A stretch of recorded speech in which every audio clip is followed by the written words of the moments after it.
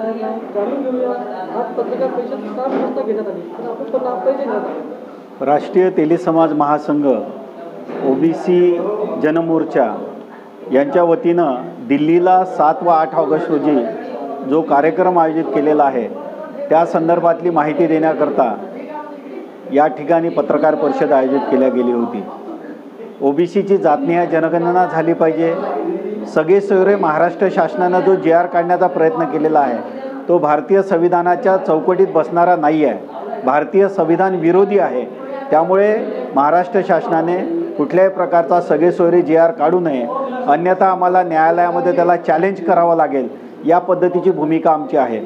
संपूर्ण भारतामध्ये तेली, साहू, बनिया जे लोक आहेत, गुप्ता, मोदी, मोडघांची, मोडबनिया, वनियार, चटियार ही जी माणसं आहेत वेगवेगळ्या परिसरामध्ये वेगवेगळ्या राज्यामध्ये कार्यरत, या सर्वांना एकत्रित करून ओबीसीची जातनिहाय जनगणना झाली पाहिजे या महत्त्वाच्या मागणीकरता आम्ही सन्माननीय मोदी साहेब, सन्माननीय विरोधी पक्षनेता राहुल गांधी साहेब आणि तेली समाजाचे जे 7 खासदार निवडून आलेले आहेत यांना भेटून आम्ही निवेदन देत आहोत आणि भारतीय संविधानाची चौकट ही मजबूत झाली पाहिजे याकरता आम्ही दिल्ली येथे राष्ट्रीय तेली समाज महासंघाच्या वतीनं आमचे राष्ट्रीय अध्यक्ष प्राध्यापक रमेश पिसे, राष्ट्रीय महासचिव सन्मान्य ज्ञानेश्वर रायमल, आमचे मार्गदर्शक कृष्णाजी बेले यांच्या नेतृत्वात आम्ही त्या ठिकाणी अधिवेशन घेत आहोत.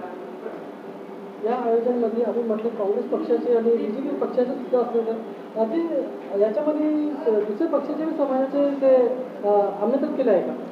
बिलकुल. आम्ही जे फुले शाहू आंबेडकरांच्या विचारधारेला मानतात, जे ओबीसीच्या जातनिहाय जनगणनेचं समर्थन करतात आणि त्याकरता भारतीय संविधानाच्या चौकटीत राहून आंदोलन करायला तयार आहेत, ते असे तो हिमाचलपर्यंत असणारे तमाम ओबीसी बांधवांना, तेली समाज बांधवांना आम्ही या ठिकाणी निमंत्रित केलेलं आहे.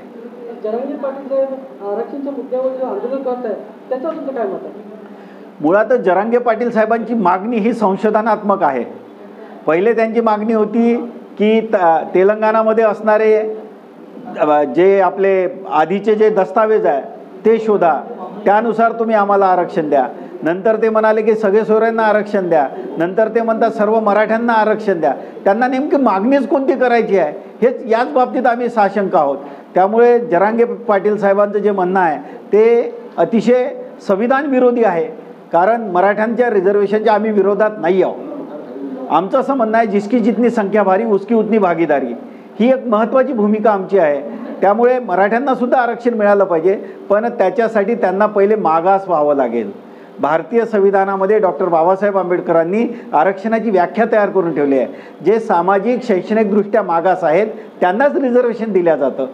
मराठे हे सामाजिक शैक्षणिकदृष्ट्या मागास नाहीत, त्यामुळे त्यांना स्वतंत्र EWAचं स्वतंत्र रिझर्वेशन राज्य सरकारनं दिलेलं आहे. ते 10% रिझर्वेशन दिलेलं आहे. मंडल कमिशन म्हणतं की भारतामध्ये मराठे 2.21% आहे, त्यामुळे त्यांना त्याच्या 5 पट जास्त रिझर्वेशन राज्य सरकारनं दिलेलं आहे. एकदाची जातनिहाय जनगणना जर झाली तर या सगळ्या प्रश्नाची उत्तरं आपल्याला मिळतील.